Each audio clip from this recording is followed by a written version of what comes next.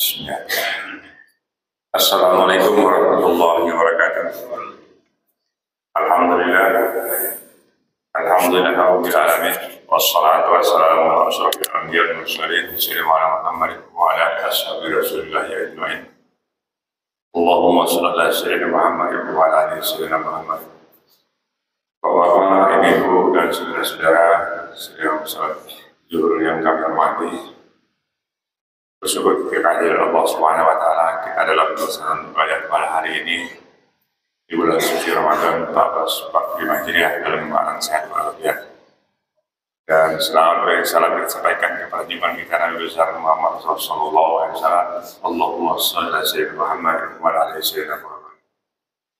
Sebelum kita melaksanakan salat zuhur secara berjamaah, mari bersama-sama kita mengikuti tausiah bulan suci Ramadan yang pada hari ini masih akan disampaikan oleh Ustaz Safrul Syari. Kepada beliau kami persilakan.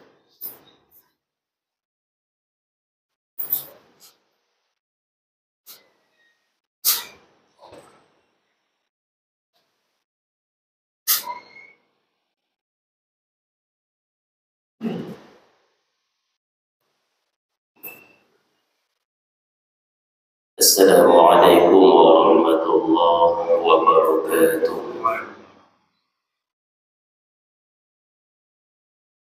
Bismillahirrahmanirrahim.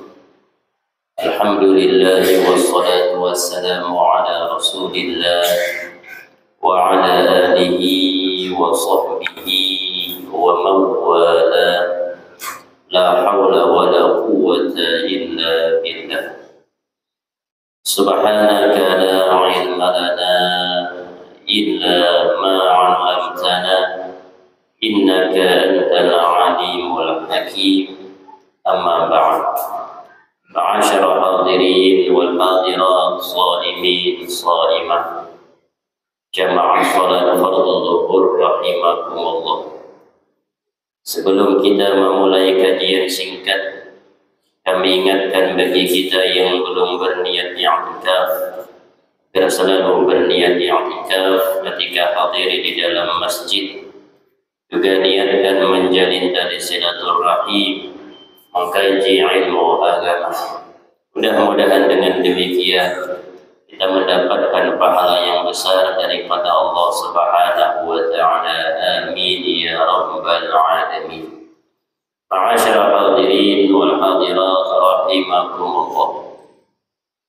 Menyambung kajian singkat menjelang zuhur, menjelang subuh, bahwasanya Al-Imam Ali bin Abi Thalib karramallahu wajhah, beliau pernah berkata, la khaira fi salati la khusyu'a fiha.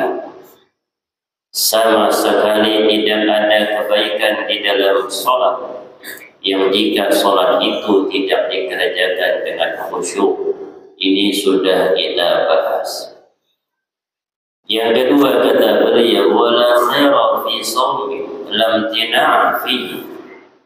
Sama sekali tidak ada kebaikan di dalam puasa yang jika ketika mengerjakan amal ibadah puasa itu sendiri tidak berpantangan. Ini pun sudah kita bahas ketika menjelang subuh. Yang ketiga, wala khaira fi qira'ati la tadabbura fiha. Sama sekali tidak ada kebaikan di dalam membaca Al-Quran yang jika membacanya sama sekali tidak ada perenungan di dalamnya. Ini pun sudah kita bahas. Yang keempat, apa kata beliau? Wala khaira fi ilmi la wara'a fihi. Sama sekali tidak ada kebaikan di dalam ilmu jika ketika orang itu berilmu dia tidak wara' ketika berilmu. Wara' itu sendiri saja terbagi menjadi tiga. Ada wara' secara umum, wara'nya orang awam. Mana wara'nya orang awam? Yaitu orang yang sanggup menghindari, menjauhi, tidak mengambil perkara yang syubhat. Perkara yang masih diragu-ragukan tidak diambil olehnya. Ini waroknya tingkat paling bawah. Ada warok yang di atas daripada itu. Sebagaimana sahabat Umar mengatakan, kami tinggalkan 9 daripada 1/10. Artinya jika andai kata ada 10 macam lauk pauk yang halal seluruhnya, ditinggalkan 9, hanya cukup mengambil 1 untuk menghindari yang haram. Ini dilakukan oleh sahabat Umar bin Khattab radhiyallahu anhu. Mana warok tingkat paling tinggi? Ialah waroknya para nabi-nabi Allah yang mereka hanya mengerjakan seluruhnya untuk Allah Subhanahu wa ta'ala. Kita cukup yang paling bawah. Andai kata ada orang berilmu kemudian dia warok di dalam ilmunya, ini jauh lebih sulit bagi syaitan untuk menggoda dibanding 1000 orang ahli ibadah. Asal dia warok, berilmu plus warok. Kenapa? Karena dibalik apabila orang itu berilmu namun dia tidak warok, maka dia senang main-main dengan ilmunya.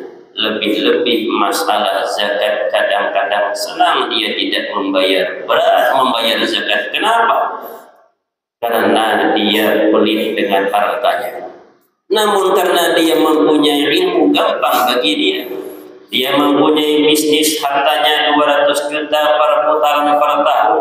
Kalau andai kata 200 juta berarti 2,5%-nya 2 juta, 5 juta rupiah.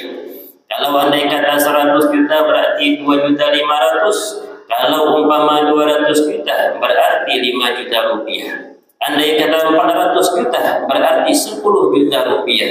Andai kata saja dia punya 2 juta, kemudian mempunyai 200 juta, yang zakatnya 5 juta, kemudian dia pelit dengan hartanya, namun dia mempunyai ilmu, pasti main-main dengan ilmunya. Dia berikan hartanya 150 juta kepada istrinya, dihibahkan olehnya, berarti hartanya tinggal 50 juta. Ketika harta 50 juta, maka tidak sampai nisab. Tidak akan pernah dia kena kewajiban zakat.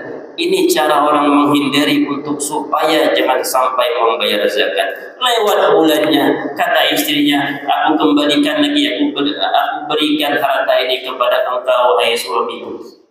Maka dia kembali mendapat harta 200 juta tanpa sedikit pun mengeluarkan zakat. Kenapa bisa demikian? Dia berilmu namun tidak warok di dalam ilmunya. Ini yang kita khawatirkan. Oleh karena itu, orang yang berilmu tanpa ada warok sedikit pun di dalam ilmunya, ini kata Imam Ali bin Abi Thalib, tidak ada kebaikan di dalamnya. Yang keempat, yang kelima, wala khaira fi malin la sakhawata fihi. Sama sekali tidak ada kebaikan di dalam harta yang jika orang mempunyai harta banyak tersebut tidak ada mempunyai sifat sakhawah. Apa sakhawah? Pemurah di dalam hartanya.